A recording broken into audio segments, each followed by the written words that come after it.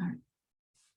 Hi, everybody. My name is Victoria Berry, and I'm with the Family Focus Resource Center. We are a center that serves parents and family members in the North Los Angeles County area. And today we have a fun workshop called Summer Skill Building. And this is all about how to identify skills and start working with our family members to build these skills over the summer. And our presenter is Michelle Hyde with Advanced Behavioral Pathways. Hi, Michelle. Hi, Victoria. Thanks for having me today. Summer's a great time to learn some fun skills, and hopefully we're going to share some tips today that will help parents and anybody really who wants to teach or learn skills themselves do some fun stuff over summer. Great. So let's go ahead and get started. So as we all know, summer is, really relaxing for a lot of people. It's really a great time to work on skills, fun skills, life skills, skills that your child really needs to learn before the start of the school year. There's a lot less stress during the summer with either no school or a shorter school day if they're, attending a summer school program or camp programs.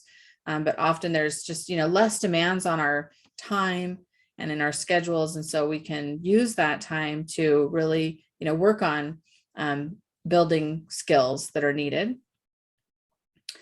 We can really target needed skills. So things that, your child needs to learn, but there may be less focus on academic skills. I think a good break from some academics is important, and maybe we can incorporate some academics into, some of the fun things that we do, but we can really target, other types of skills that maybe kids aren't learning during the school year. And we can really take some time to make skill building fun so that, kids really enjoy it, and it can be fun activities for the entire family.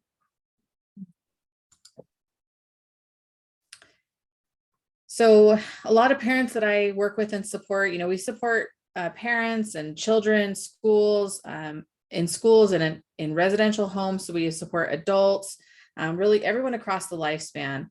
And sometimes it's really hard for people to determine, what skills should we target? What should we be teaching? So some of the things to consider when you're looking at, what skills should we be targeting, or looking at the age of the child, their current skill level. So looking kind of where they are in their, skill building, and trying to just kind of build on where they're at. Thinking about what do they need to learn in the next 6 months. I know when I was parenting, younger child, my son is now 21.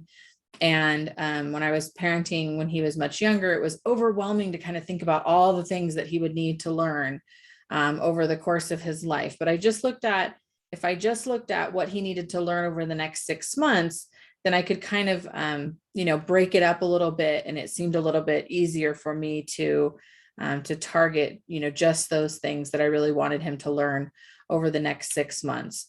And we really did some prioritization too, things that are really important that he learn, things that would be nice to learn, and things that we can kind of, put on the back burner and maybe aren't as important based on, everything else that was kind of going on with him. A really important thing I think a lot of people miss is, what would the kids like to learn?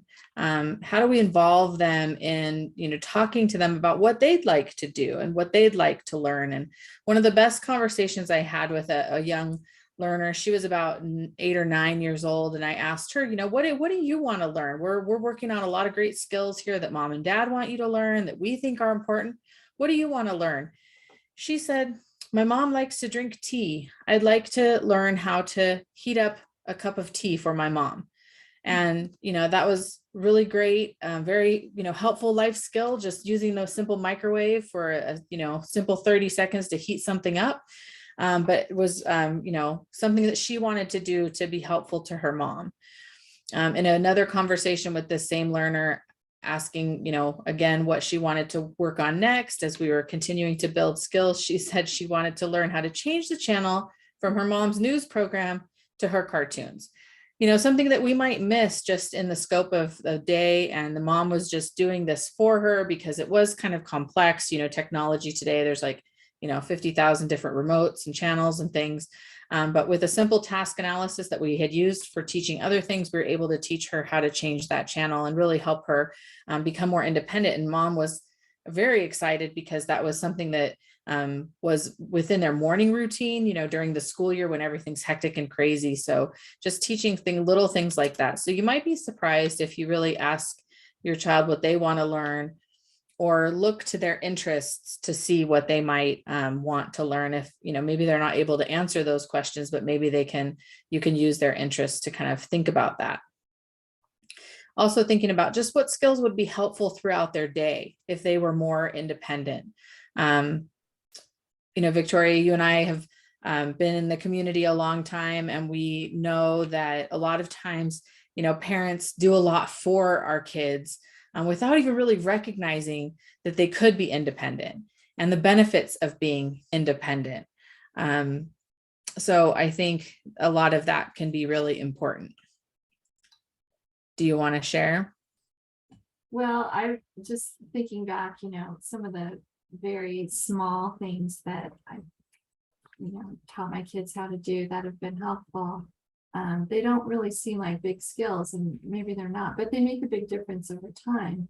Like being able to get, water for yourself from their cold water from the refrigerator, or I like the example of, heating something up to eat instead of asking your parent to do that for you. So there's a lot of little things we can teach our kids. And I also like the idea of, asking the kids what they want to learn.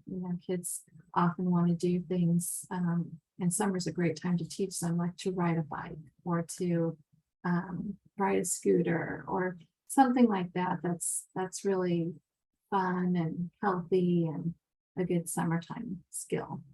Yeah, that reminds me of another, adaptation. Sometimes we have to make adaptations for our kids to be able to help them be independent. And I know when my son was younger, I wanted him to be able to go into the fridge and get water or juice or, whatever it was that he drinks a lot of lemonade. So I remember getting a tiny pitcher that he could get out of the fridge himself. And it really only had maybe 2 or 3 glasses of lemonade in it when it was full. So I'd have to refill it fairly often, but that allowed him to be independent. And then we can graduate to, a pitcher that's more normal size as he got a little bit older. But thinking about how can we adapt so that, we really can help our kids become independent, I think is really, really important. So some other things, just looking at their current interests, what are they interested in, and what, might they enjoy doing? Do they like to go out into the community? And so we'd like to focus on community skills. Are they more into being helpful at home? And so we could, teach more of those kinds of skills.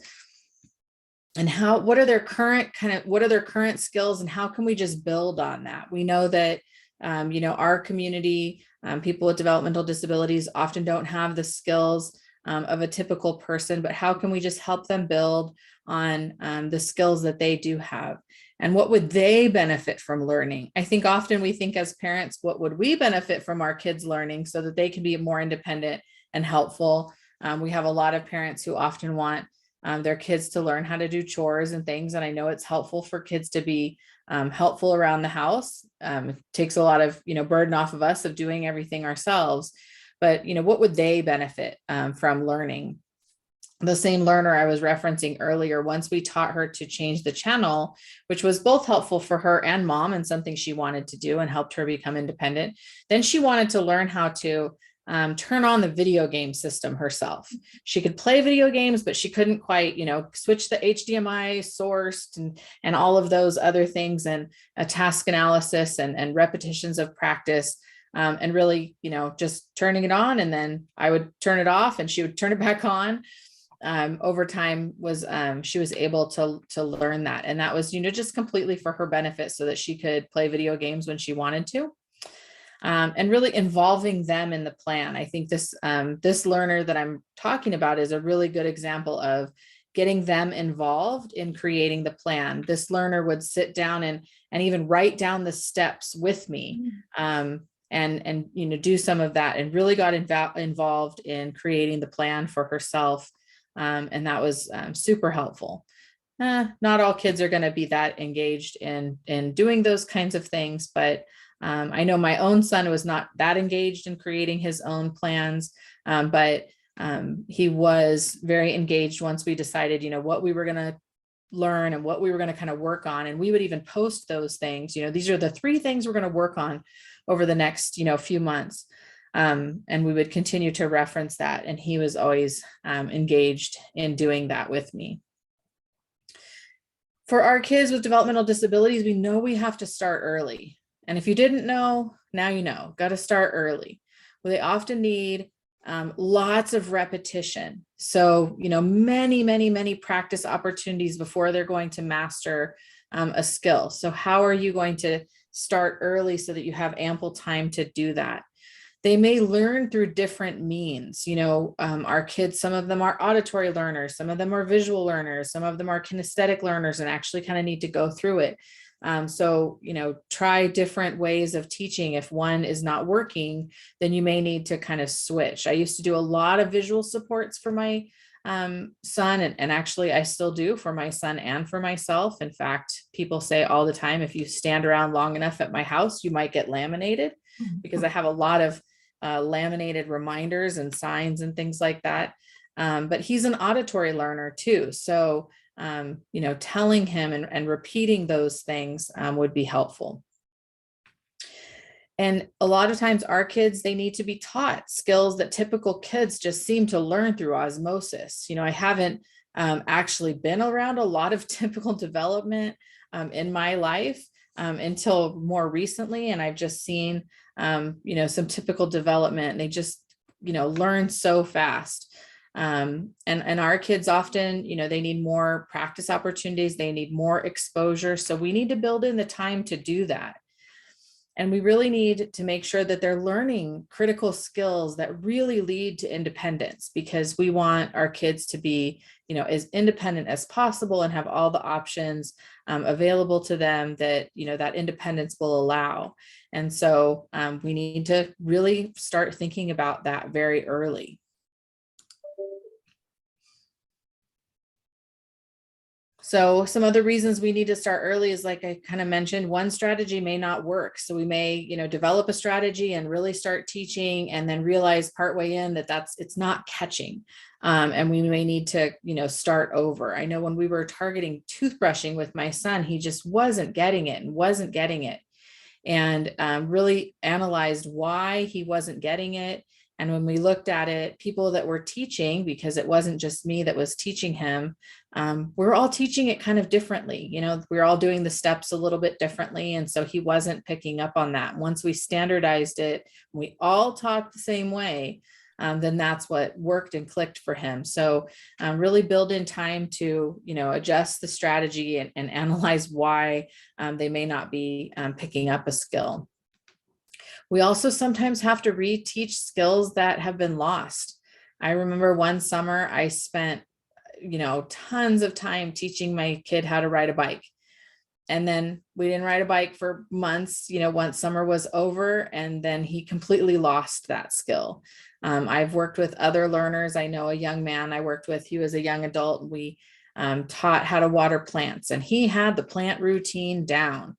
And then parents did not continue that. They kind of forgot to have him do that on a regular basis, and he just lost that skill. So that's where maintenance is really critical, is ensuring that you're continuing to practice those skills that you've taught and that they've learned over time, so that you can maintain those skills over time. Often it's not like riding a bike that you're always just going to be able to pick up and do it, especially with our kids. So you really want to make sure that you're really maintaining those skills over time, and really making time for multiple teaching opportunities throughout their day, and just, throughout their life. So sometimes I have to talk with parents, and we have to kind of reduce the demands. A lot of parents are, well, they go to school and then they they do soccer, and then we go to swimming, and then we go to grandma's house, and their schedules are just so packed that there's not a lot of time to leave for all of those teaching opportunities. And so sometimes we kind of have to talk about how to scale back so that we can focus on doing some of those things. Like if we don't leave enough time to practice getting ready to go, we're always in a hurry, then we just don't have enough time for it. Right. So we're going to review all of these skill domains. This list seems a little overwhelming because we've got communication and socialization, adaptive skills, and something new that I'm calling life maintenance skills is all those things that we just have to do to kind of maintain life as young adults or as we're getting to adulthood, technology skills and recreation skills. And then we're going to talk a little bit about how we can kind of make academics fun. So communication, really important for everyone. People of all ages really need to have a way to communicate. And whether that's vocal language, they're speaking, they're communicating through language, or they're communicating through low tech things like picture boards or PECS communication systems, or the more advanced, kind of AAC device communication. I think when I work with adults who are really struggling, if they don't have, any form of communication, it can be very, very difficult for them to just get their basic needs and wants met. So I think it's really important that we're doing everything from, teaching little ones to learn new words and expand those sentence lengths to teaching adults who may have more limited communication, just simple pointing to communicate and things like that. We had a young man that we supported, and we had been working on just very simple communication. He had some cards that he kept on a ring, and usually they were attached to his belt loop, and he would, had like a zzz thing that he would pull out, and he would, go through the little pictures and find the one he wanted to point to, and he would just show the person. And then during COVID, he was hospitalized, and they didn't allow anybody to come with him. And the hospital staff reported back to the residential staff, it was great that he at least had that, because he could tell us when he wanted water. He could tell us when he needed to go to the bathroom. And so we don't realize often, how important those things might be. So summer is a great time to really start to expand on that communication. And maybe you work on texting or typing or communicating through different apps. Maybe it's not your, more traditional speaking communication, but how can you just expand their ability to get their needs and wants met? Summer's also a great time to work on communicating with different people. I love this picture because having them go into a store, order for themselves, do those simple exchanges, share what they want is really important. In fact, Victoria, I remember, your son, when we were, young and the kids were going out in the community, really working on ordering himself. And he was always so kind of excited to do that and really learning those skills. Yeah. Do you remember that? I remember that. Probably hamburger with ketchup. And a lemonade with no ice. Lemonade with no ice. Yeah. Yeah. And so something we've done, with some of the people that we support, if you go to the same places all the time and your kid is one of those kids that orders the same thing, or, they may have two different things that they order, you can make index cards that have what they want on it, and they can just read it to the person. Yeah. And sometimes just that visual support can help. I remember many years ago, my son was using PECS, and we went to visit a family member out in the summer, and we went out on a walk or something, and my son was with his uncle, and we got home and he said, he brought me this thing, and it said, I want a peanut butter sandwich. And he was so excited because my son, communicated with him directly and told him he wanted a peanut butter sandwich. So yeah, communicating with other people is really important. Yeah, it's very important. And also, I think your son's also a great example too of like, not everybody wants to communicate the same way. So even now he is a vocal communicator. I've asked him before, and he prefers to text. Mhm. And via text, we have these long, conversations, but talking, doesn't always lead to all that much conversation. So really looking at, what is their communication pattern and style, and how can we just help them enhance that to really get their needs met at home and in the community and at school. I think that's, really, really important. So summer's a great time to have all that practice time to, go out into the community and have them do those things. I remember, I'm going to tell another story where I was out in the community with my son and a friend, and we had decided the grocery store was right next to where we were eating lunch. And we said, let's have them go to the grocery store and get marshmallow cream and peanut butter to make sandwiches, because his friend had never had a marshmallow and peanut butter sandwich, which every kid has to have at some point in their lives. So we sent them over, and we thought it's going to be great. They're going to interact with the checker, and they're going to get, find the things that they need. And they came back, and we said, well, how did it go? Did you say thank you to the checker? And they said, no, we used self-checkout. Well, okay, we didn't think about that. So they didn't have to interact with anybody really, but they got what they needed, and they got out of the store very successfully and were very happy, and then went home and made their peanut butter and marshmallow sandwiches. So think about opportunities to do things like that. With socialization, this might be interacting with friends. This is a great time. Summer's a great time to have play dates, or just, set up times to meet people in the community at the park. It might be a great time to branch out and meet new people.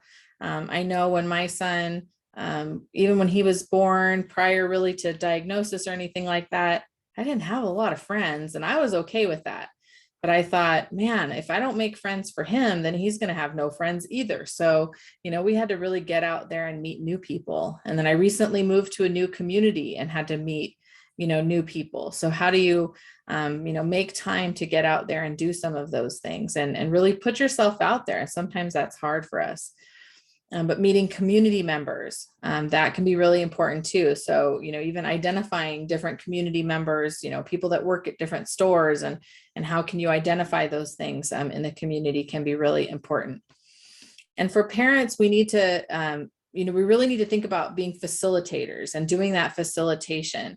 We don't want to be the voice of our child. We don't want to speak for them, but we want them to be successful. So how do we, kind of stand beside or stand behind and guide some of those interactions, using that facilitation to help them build on those interactions, but not speak for them.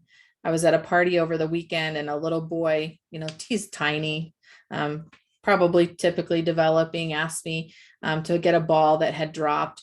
And I said to the little boy, like, oh, no problem, I'll grab it for you. What color is it?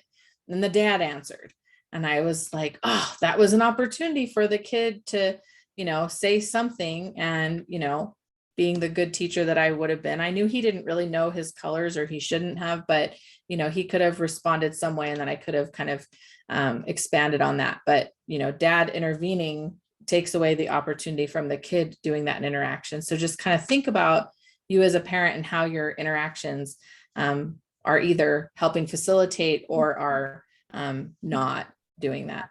I think parents, it wanting to be efficient or helpful, or to, not take up too much time.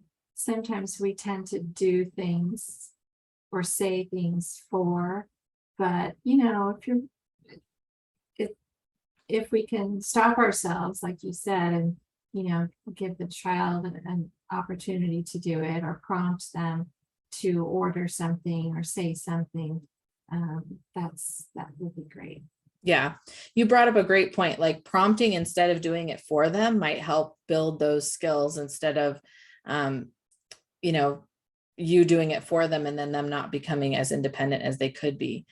Things like ordering food in a restaurant, how can you help them do that? Or having them ask for things, just to, kind of increase those opportunities to do those kinds of things.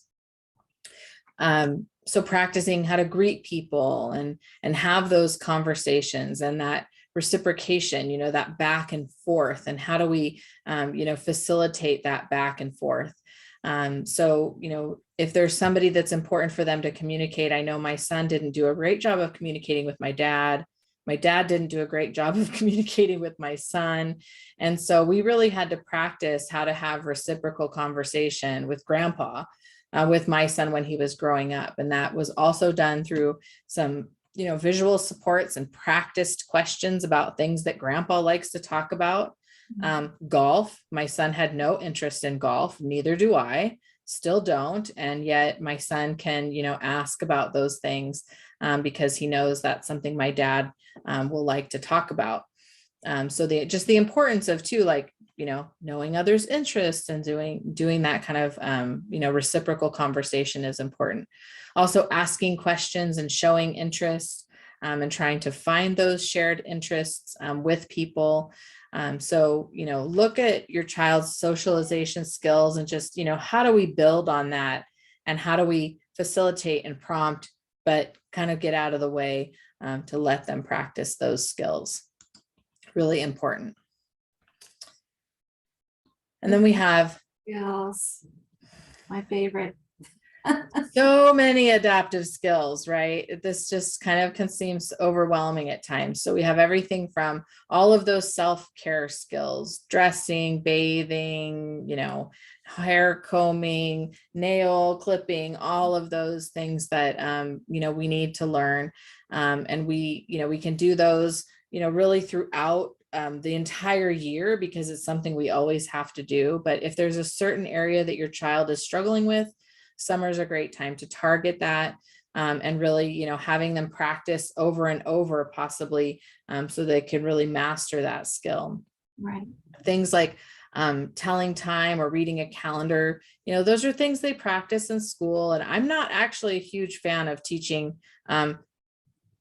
regular analog clocks. I like teaching digital clocks because I think it's just, any day.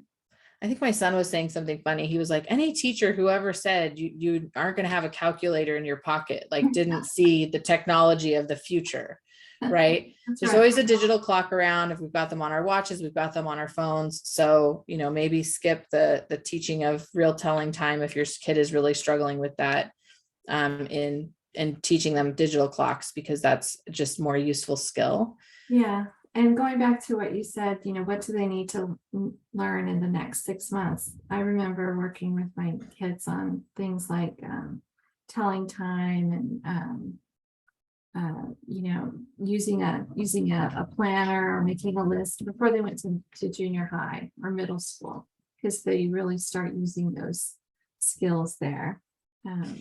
Yeah, just the skill of making a list. And you've only got a few minutes between, your class, you need to know how to do that. So those are good examples. Yeah. Another thing that we should have included here is probably even using the phone, right? To make a phone call. How do I call mom? How do I call dad? And I really encourage families to teach their kids one phone number until they've really mastered it, mom or dad or grandma, whoever is most consistent at, answering, so that they can pick up any phone and call that person that, is going to be able to help them if they're lost or if they need something. But a lot of times we don't need to know addresses anymore. We just need to know a phone number of a person that we can call in case of emergency. So that would be a great thing to teach over summer, and teach them how to do it on multiple phones. So how do they do it on an iPhone? How do they do it on, a landline phone, if those exist anywhere anymore, but they do in certain places. Yeah. And how do they, ask to do those things too in the community might be great summertime skills. Things like tying shoes, also very important, but I will tell you as a parent, that was like the thing that was going to kill me. My son, I thought, was never going to learn to tie his shoes. And so we actually recruited some help from elsewhere because I was not being successful there. So we're going to talk about that a little bit later in the slideshow. But things like really following a bedtime routine or kind of establishing those things when you have more time over the summer. So establishing and following a bedtime routine, establishing and following a morning routine when you have more time, and you're not, super rushed to get that done. Summer's a great time to do some of those things. More adaptive skills, those personal hygiene tasks, getting dressed, tidying their room, understanding money is, a big skill, or just using money. But I don't actually teach kids how to use paper money anymore. I prefer to teach debit cards or something like that. I feel like they're safer. If they get lost, they can just get turned off. Usually, as easy on your phone with your app, you can usually turn those things off. There's less risk for someone, stealing their money because it is a credit card or it's a debit card. And you can, again, easily kind of control, how much money goes in the account and things like that. So I would really think about, do you need to teach handling money and doing money exchanges anymore for your child? If they have the ability to do that and you have the time, great. If not, go to the debit card, make it safe and easy. I find they work with money, paper money and coins a lot more in schools than with debit cards. But yeah, debit cards I think are also easier. And same thing with, if you don't want your child to have a debit card yet, there are some alternatives. There's one called the green light card, which is controlled by the parent, of how much money goes on it and what their transactional limit is. And then you get a report of, it's on an app of, what they've spent, or even using a gift card. If your kid likes buying, a Frosty at Wendy's or something, get a Wendy's gift card. And you take away that fear of something happening with the debit card. Yeah, and it just takes away the having to exchange and get the right change and all of those things, and less opportunity possibly even to kind of be taken advantage of in those situations, because it's, you swipe it, you tap it, you do all those things, and away you go. So I see them teach paper money in school all the time, and I try to talk to teachers and say, reality is we should probably be teaching other things. And I think sometimes they just haven't caught up with what is out there in the real world. Another great thing to teach is safety awareness. Safety awareness and safety skills, even having the ability to tell someone that they're wearing an ID. I was wearing my ID a few minutes ago because I ride my bike all over the place and I wear an ID. And my mom saw it and she was like, "What is that?" And I'm like, "Oh, that's in case I fall, like somebody will know who to call." And so, can we teach our kids to wear ID and reference that when they need to? A great resource for those kinds of things is roadid.com. If you need an actual physical ID, they have bracelets, shoe tags, necklaces, all of those things.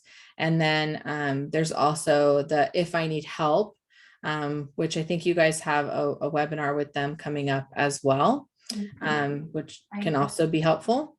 Soon. So safety skills are really, really important, and summertime is a great time to teach some of those. These are my favorite skills now to talk about and teach, is just life maintenance. These are all these things that we need as we become adults, but you can really start practicing them and teaching them at any age. So things like doing laundry, preparing simple meals, cleaning different areas of the house, taking care of the home or pets, things like that, that you just, these are just kind of things that you have to do. Helping with errands, have your child go with you and participate in some of that, or even things like making an appointment. I know those things, are really important, and thinking about my son when he was younger, needing, knowing that he would need lots of repetition and practice and doing those things with help and support. I had him start making his own appointments when he was very young, and I would, have him call on speaker, and I would, kind of be there in the background listening to help if that was needed. But now he's a young adult and he handles all of that very well. I think in part because we started teaching it so early. So think about some of those things that your kid is really going to need to know how to do to really help them be more independent. Yeah, and it's funny, parents might think, oh, I could never get my kid to do that. I found that, well, at least one of my kids really likes doing stuff around the house to help out. He gets a lot of personal pride from it. So it's great for him and his self-esteem, and he likes, being independent. And he's a huge help too. So that's really, he's huge. It's really helpful to have him around, and he's a strong kid too. It's nice because he can, carry heavy stuff back and forth if you need that kind of thing. I do think that that's a way that we can help our kids become independent, but also they might actually feel very fulfilled doing those kinds of things. So don't underestimate that. Technology skills, great skills to teach. So managing and using technology, just things like keeping things charged and ready to use. Do they know, how to plug things in and how to, take care of the technology. Maybe they need a little bit more help using social media. Maybe they're too young for that, but they need, computer navigation skills or phone navigation skills. Mm-hmm. Some of our kids pick this stuff up a lot faster than we do, really, to be honest. But in schools, sometimes I'm working with kids that, don't have the skills to use a mouse and click on a computer or navigate a website. And now they're expected to, get on their Chromebook and log in and, all of those kinds of things very regularly as part of their academic curriculum. So we need to make sure that they have some of those skills. I do know some students, though, that have way more skills than we wish they would have because they can navigate right around us. But, think about where your kids' technology skills are and, what they might benefit from learning. And even like computer safety and internet safety, things like that might be really important. And you're home during the summer, so you can have a lot more, oversight of some of those things, again, when there's less stress and less demand on your time. These are some of my favorites for summer, just recreation skills, because, it's usually beautiful weather, get outside. Well, maybe not today because it's super hot, but on those days where it's really nice out. But I think we're going to start with preparing for activities. How do we pack the bag to go to the pool? How do we pack a lunch to go somewhere? How do we gather the necessary activities to go on a bike ride? Necessary items to go on a bike ride. I think that in itself is really helpful to start teaching, what do we need if we're going to go on a hike, and let's get those things and put them together before we go, because that's just really leading to more independence. But then if we want to teach recreation skills, do we want to teach how to ride a bike? That was the skill I taught my son. I spent a lot of time, taught him how to ride a bike, completely lost the skill, had to teach all over again. Sometimes with riding a bike with kids who struggle, the equipment is really important. So the size of the bike, the type of bike they're going to ride might be way more important than it is for a kid who's going to pick it up a lot faster. Hiking might be a great activity. It can be low impact. You don't have to go on really long hikes. And there's tons of great hiking in our area. You want to be safe. And, all of those things, but that might be a great, just, kind of easy activity for people to do. Swimming, I put on here because that is just critical for our community. Water safety and swimming should be really at the top of your list for teaching, because we know that way too many kids in our community fascinated by water, and that can lead to, really tragic accidents and drowning. I know when my son was, 2, he had no safety awareness, no fear of water, and I had to rescue him more than once before I really was like, I need to teach him to swim or he is going to drown. So we spent a summer really teaching him how to swim. And I'm just so glad that I did, because then I didn't have, that major worry all the time. A lot of resources for teaching how to swim if you can't do that yourself. And we're lucky, I think, we serve the San Fernando Valley, Santa Clarita Valley, and Antelope Valley. And I know in all three areas there are parks and recreation programs that have swim lessons, and even some, swim instructors that people have recommended to us. So if anyone needs any resources like that, they can contact the Family Focus Resource Center, and we can connect you with one of those resources. Yeah, I think if you have a child and they don't have that water safety or know how to swim, really need to get on that. And we do have a lot of great resources. Another good thing to do in the summertime is just explore your own local community. It's tough right now with gas prices and inflation, maybe to go on a lot of big vacations, but we have a lot of amazing things just right in our local community to explore and see. I know I had a friend of mine that was posting on Facebook, that they were doing a staycation and exploring, just the local stuff that they, normally don't have a chance to do. And that can be really great too, because that's an opportunity to practice all the skills we talked about, right? Like interaction and communication and being independent and going out and doing those things. And if we start early with our kids going out into the community regularly, we can also kind of develop that love for doing it, and that desire to kind of go out and be out of the house. I know a lot of kids, young adults, they get kind of stuck where they don't go out into the community very often. And that can really lead to a lot of isolation. Right. And you're right. We do have a lot of great places in our communities. You could even, instead of saying, okay, we're going to go to the park, say, let's pick a different park to go to, go to a different park, not too far away, but one you've never been to. So you kind of have that sense of something new and interesting, but you're also, getting out and going to the park. But I like to do that.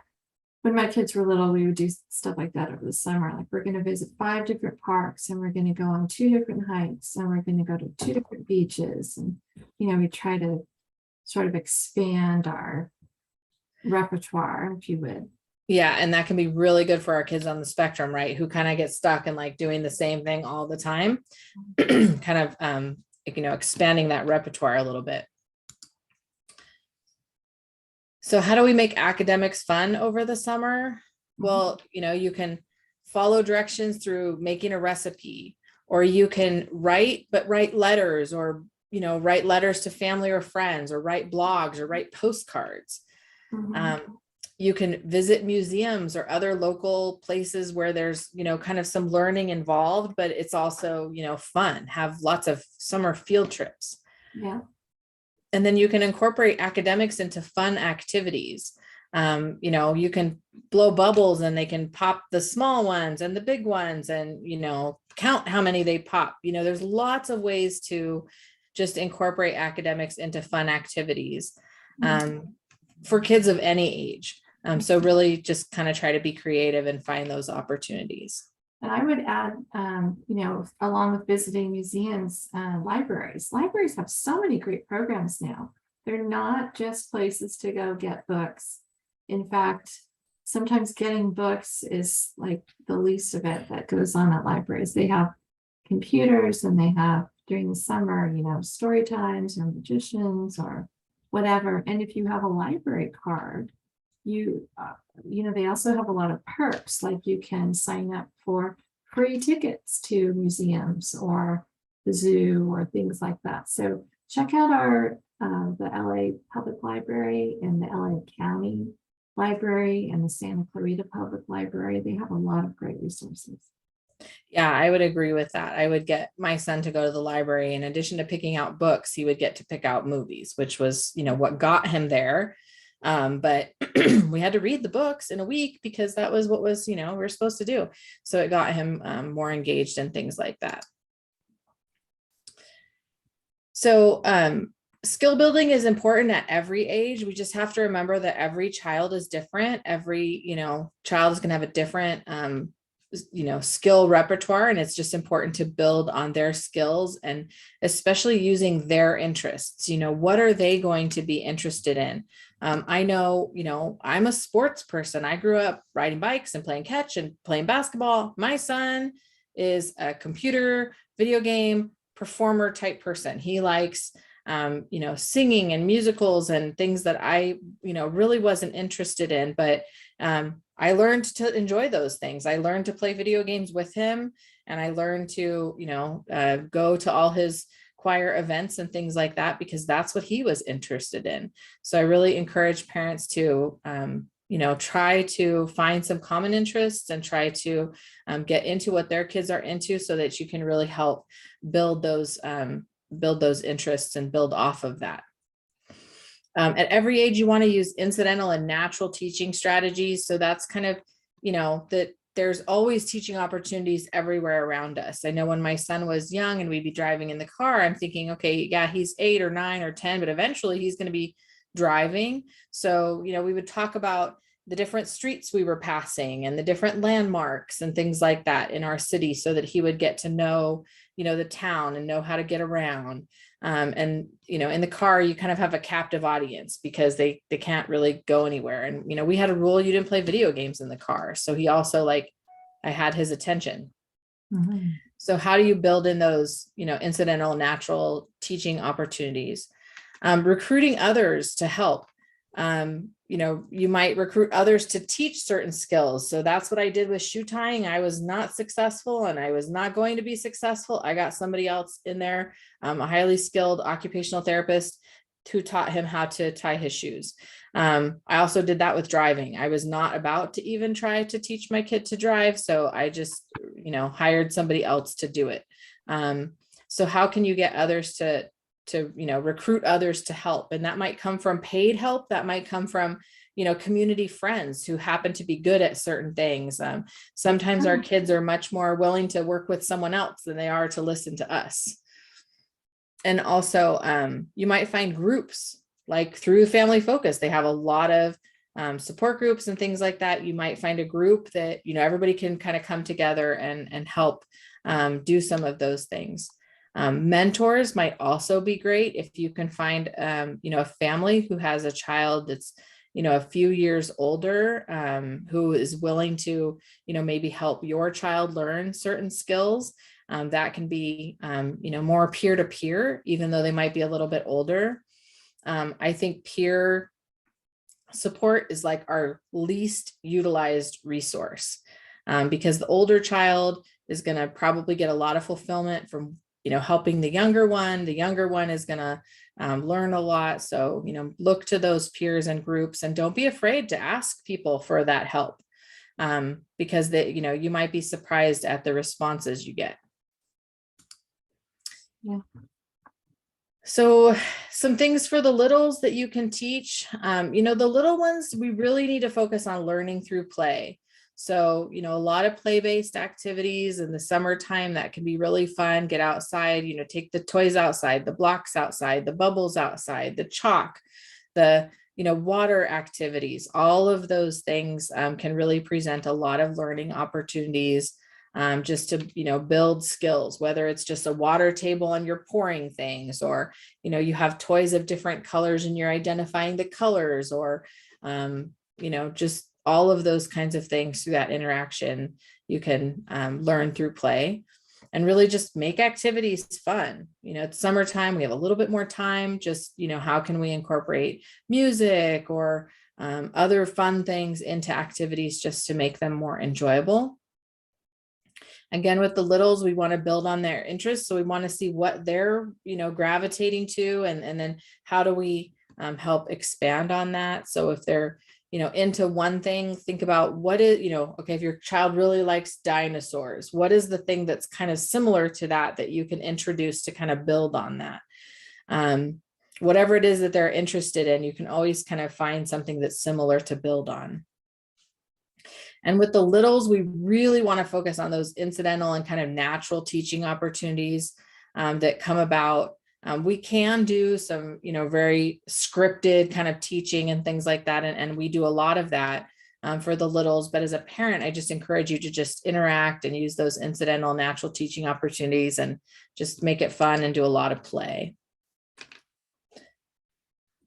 Children 5 to 8 is really take advantage of every teaching opportunity to help them be independent. You may need more specific teaching plans because at this age, you might start identifying, maybe they need to learn a specific skill or something that they need to learn, through their day that would really be helpful. And you may need to create a more of a specific plan to teach that and target those specific skills. At this age, you're doing everything from, picking out clothes, and you can help them learn to do those kinds of things by labeling their, clothes, labeling their drawers in a way that helps them, or doing that practice. I was working with a family and they wanted their kids to they had triplets. That must be very challenging. But they wanted their kids to put their shoes away. The shoes ended up all over the house. But as an adult in their home, I could not figure out where to put the shoes if I was to put the shoes away. So I said, how about we have a box? It's labeled shoes with a picture of shoes on the box, and the shoes go in the box. We did that one for each kid, and it, completely solved that problem. And they were able to always put their shoes in the shoe box. It was a large box, many shoes in the box, and really solve that problem. So, think about how you can really target those specific skills and really build on where they're at. I remember one summer we worked with one of my kids on writing, on handwriting, because he was having difficulties with writing. So we just tried to make it kind of fun and use different techniques. Like he would trace letters using, his finger dipped in water, outside, like on the patio. And he would trace his finger in a bowl with rice in it or beans or whatever. And then we would do shaving cream. So just kind of different techniques. And we tried to make it kind of play-based.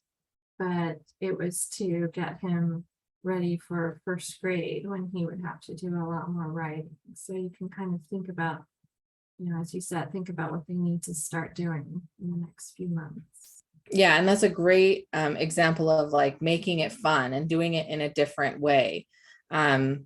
You can, writing is something you can do with water and with shaving cream, and you can put rice on a pan and then they can write in, that there's so many ways to target that's not, that pencil paper. That could be frustrating. Yeah. And it's what they do in school all day long. So like, let's try to make it a little bit more fun. I mean, I encourage teachers to make things fun too, but sometimes, they've just got so much to do and they've got to do it a certain way. And we understand that, but during summer it's time to make it fun. So for our preteens, I love teaching this age, 8 to 12, great. It's a great area to teach, or age to teach, because by 12, I really think children should be able to get through their day independently. So I really think about all the skills that are needed to get through your day independently. And you may need those really specific plans targeting those needed skills, because you might identify your child's not waking up on their own. So they need to learn how to set an alarm. They need to learn how to wake up to an alarm. They need to know how to, get up and go through that morning routine. But during that preteen age too is really where you need to get their input. I really remember going over to a home to do an assessment for a family, and their child was learning a lot of skills, but was very, very unhappy during kind of the skill practice. And when I, looked at it and I talked to him, they were targeting a bunch of stuff that parents thought were important and were important life skills, but there was nothing that the kid wanted to learn. And, how do we get his input into developing a teaching program that works on stuff that parents need or that he needs in life, but also things that are important to him. And I was, really sad when I did that assessment because he was crying through a lot of the skill practice. And that's, we never want to see that. We want to see happy and engaged learners who enjoy that process. We don't want to be traumatizing in any way. So think about from sun up to sundown, when your kids are from that 8 to 12, start evaluating what do they need from the moment they wake up to the moment they go to bed? What do they need to learn how to do to get through that successfully? So, waking up, picking out clothes, getting dressed, bathing, making simple meals. We don't want a 12-year-old to know how to be a gourmet chef. They don't need to know how to do that, but they should be able to make some simple meals for enough sustenance for the day. And then, yeah, peanut butter and jelly sandwich, or even like we can pre-make things, but can they go get them? Do they know how to, go to the fridge and get a snack? And will they do that independently? I also worked with a young man who would not do that until he was given permission. And it really stifled his ability to be independent because he would just wait for someone to say, yes, you can have a banana. Like, you're 26 years old. Yes, go have a banana if you want a banana. And then that 8 to 12 year kind of range, we really need to start working on those beginning kind of life maintenance things. So I remember very clearly my son, I was, practicing a lot of these independent skills, and I just built this into his kind of everyday. And I taught him how to go into Starbucks, order my coffee, pay for my coffee with the Starbucks card, and come back out and bring me my coffee to the car. And I got scolded by some school professional who saw my kid at about 10 years old in Starbucks by himself ordering. And I, had to kind of defend myself and say, nope, like, we're practicing independence and we're practicing those kinds of skills. I was sitting right there watching him go in, waiting for him to come out. He's done this multiple times, like with my support, and he's to the point now where he can go do it by himself. And he really liked doing it. He thought he was a big kid going in and ordering coffee. And, so how do we start teaching some of those things and really helping them gain those independent skills? And honestly, it was helpful for me too. I didn't have to get out of the car. It was way before Starbucks drive-thrus were like all over the place.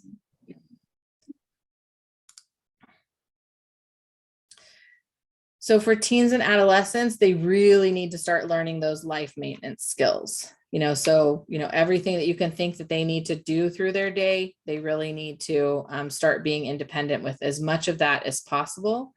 We need to work on a lot of socialization skills. So whether that's getting together with friends or ordering for yourself in the community or interacting with people in the community, we really need to be doing things that are leading to independence and community navigation skills. And, for some kids that might mean, learning how to Uber or learning how to take the bus. It might mean just, learning how to go into a restaurant and say party of 3 and waiting for a table and, asking for more napkins. And when those opportunities come, when you're just out in the community, giving them to your child to practice is a really great way to help, build those skills.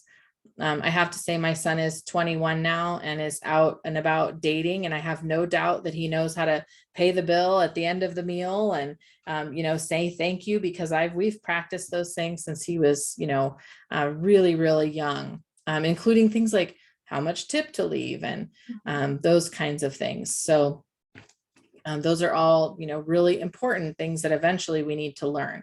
Now, not every kid's going to be at that level, but build on their skills so they can be as independent as possible. For young adults, what is needed to build on their current skills? What might they like to learn? And how can they learn to be more independent? So, these are just kind of questions you might have to start asking and helping, them to build on those skills. help them develop some goals. So what are their goals? What would they benefit from? What do they want to do? And how do we work towards those? This is going to be different for every young adult, depending on, where they kind of are on the life spectrum and the ability spectrum.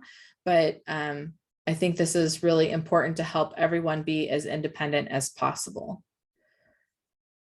And I just love this picture because if anybody doesn't know, this is a young man from our community.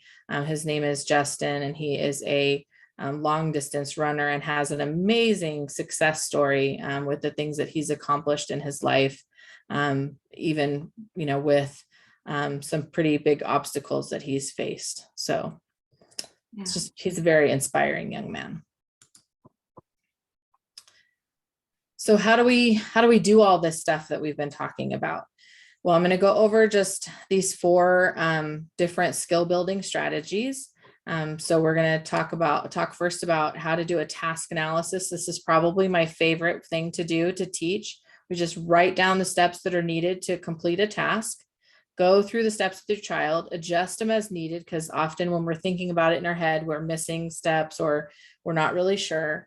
You create a written guide. This may have pictures, it may not. And using this can lead to more success in the future. My favorite one is doing this for laundry, because laundry is, different at every house.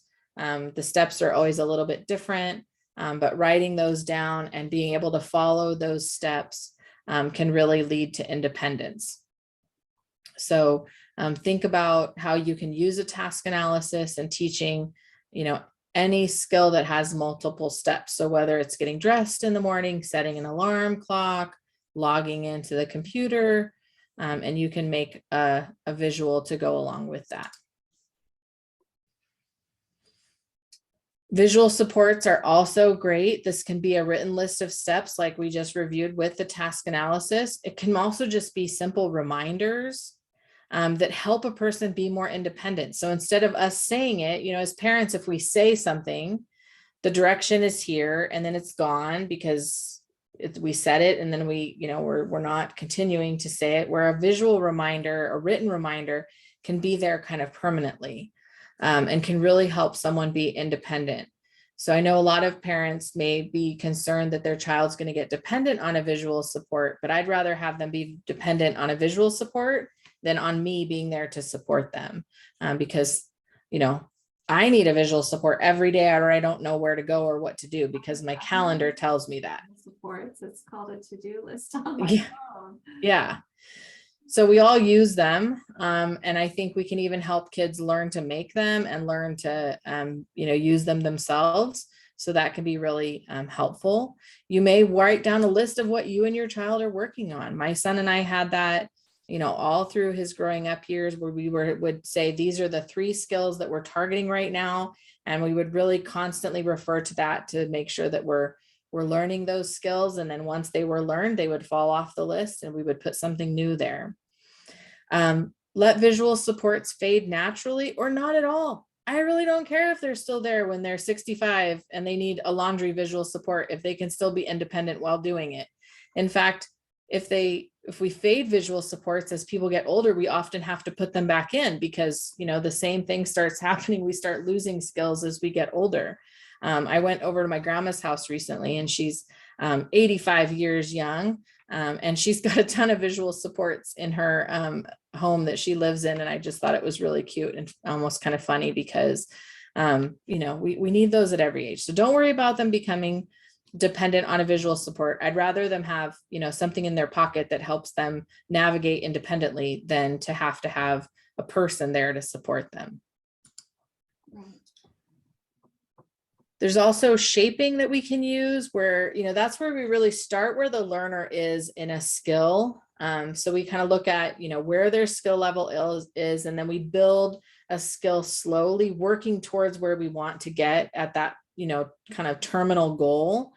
And we may need a lot of repetition and practice to mastery. These are great. This is great for motor skills. Think about complex motor skills like shooting a free throw. That you need to use shaping and you need to have a lot of repetition and practice till you're actually able to do it. And so if you're talking about motor skills, riding a bike, tying shoes, these are all things where shaping might become really helpful. And with shaping, we need to remember to provide a lot of reinforcement for the attempts at trying those things. So we're going to talk about reinforcement, but when we're using shaping, we also need to make sure we're using a lot of high levels of reinforcement.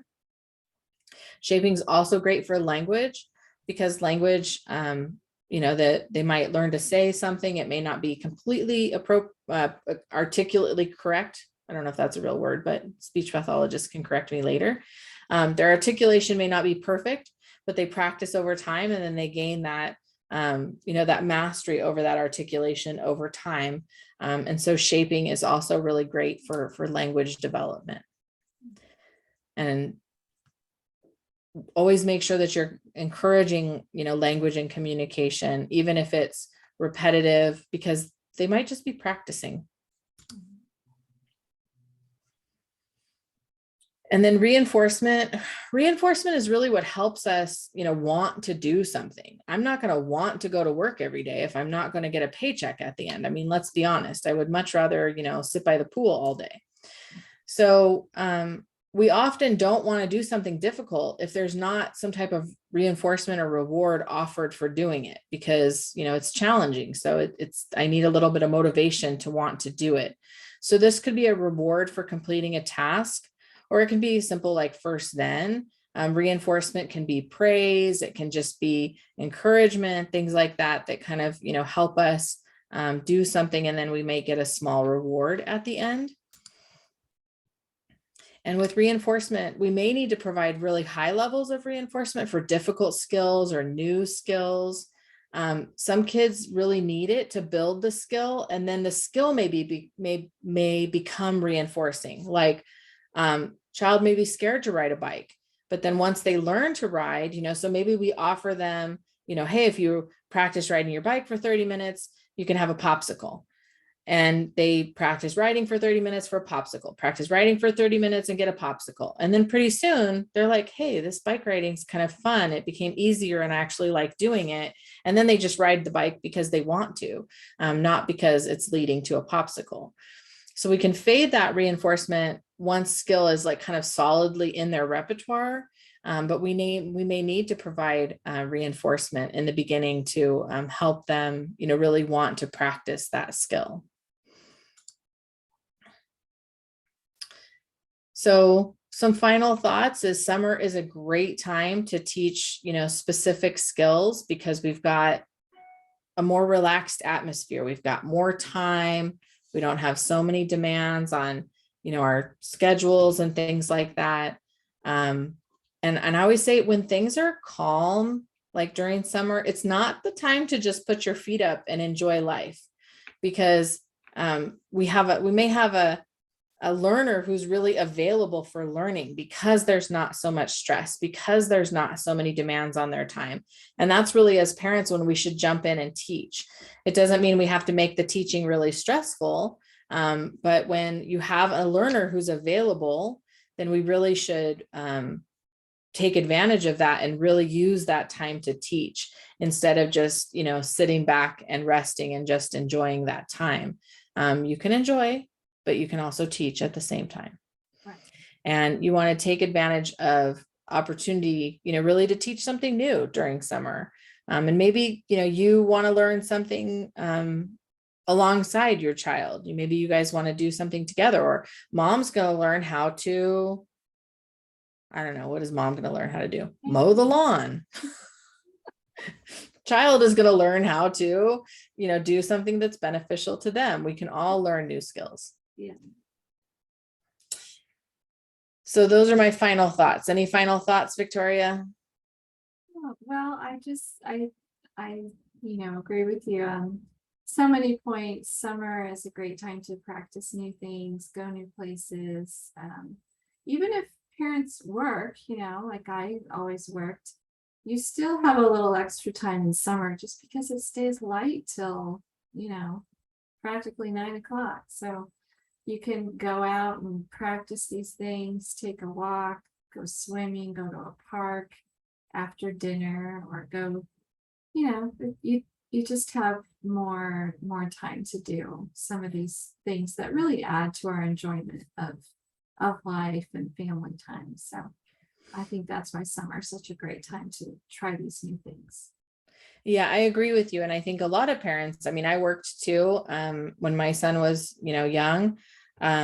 But he didn't have so many demands, in summer. He maybe was going to camp and then he wasn't, so stressed out, Right. like he was during the school year. So I still think there's a lot of great opportunity there to really have some fun and to teach new skills. Absolutely. All right. Thank you, Michelle. You can, you can look at some of other webinars we've done in the past at our CSUN Family Focus YouTube channel.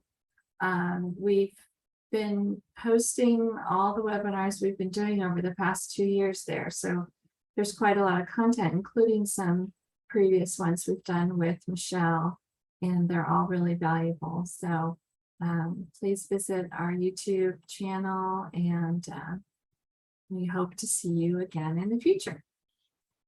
All right. Thanks, Michelle. Thanks, Victoria. Thanks. Bye-bye.